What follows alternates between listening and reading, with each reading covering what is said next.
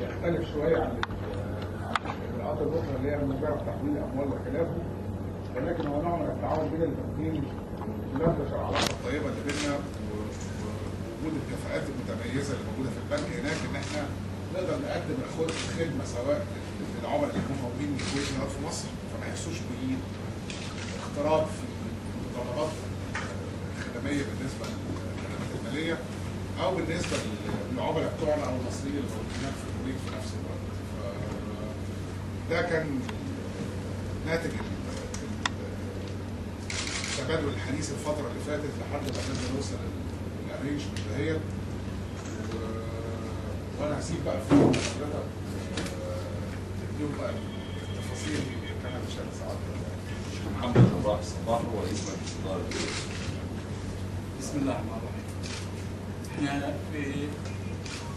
مع الاتفاق مع الاخوان في البنك في مصر،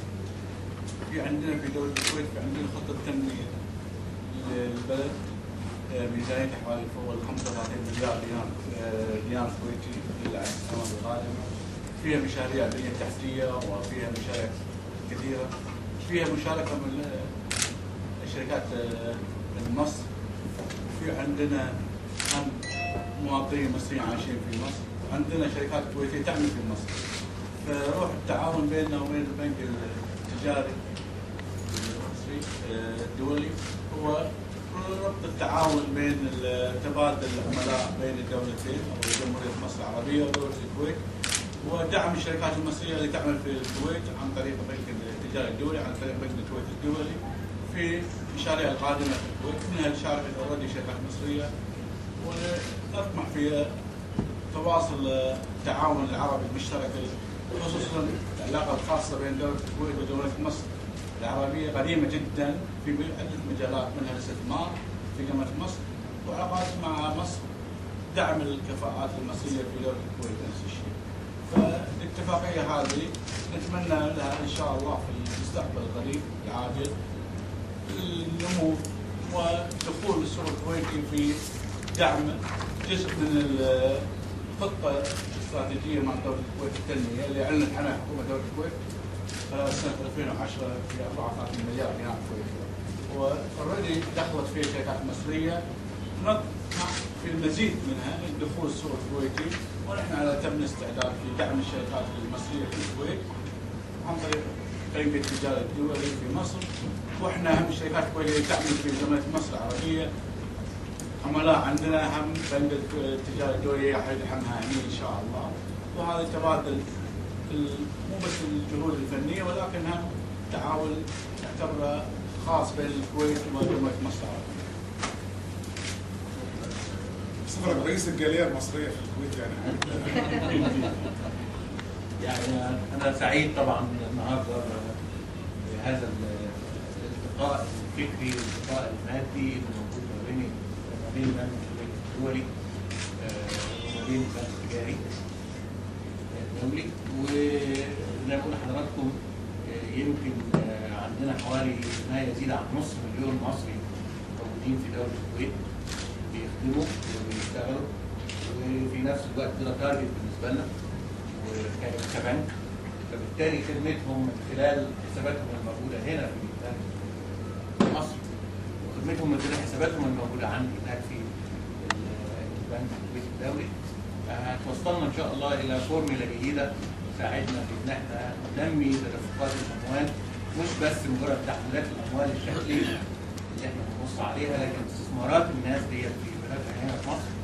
واداره اموالها ايضا في مصر تعتبر من الاشياء التارجتس بالنسبه لنا. زي ما تفضل معالي الشيخ انه احنا في عدد كبير جدا من الكويتيين يملكون في مصر بروبرتيز ويملكون استثمارات اعتقد انها ضخمه، ويمكن الكويت تعتبر ثاني اكبر دوله عربيه مستثمره في مصر، وبالتالي خدمه اي مستثمر كويتي داخل مصر من خلال العلاقه اللي بتنشا بيننا وما بين البنك هنا اتصور انها تضيف كثير للعلاقات الثنائيه، وتضيف كثير ايضا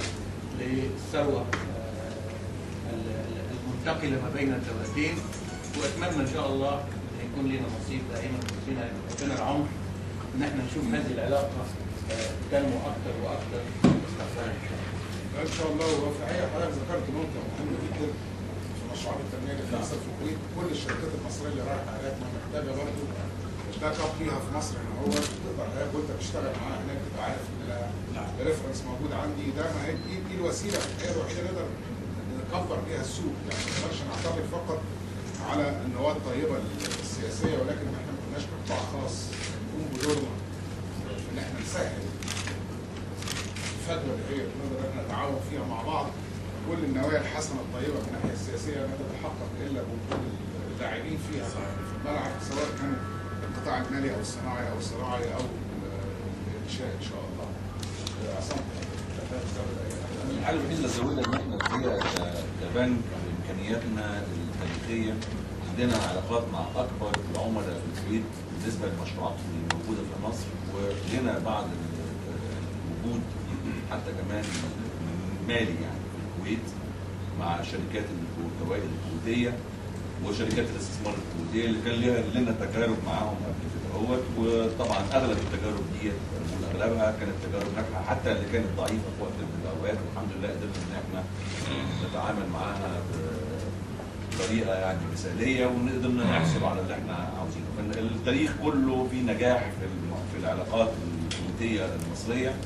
وانا بعتقد ان شاء الله زي ما برضه استاذ هشام اتفضل وقال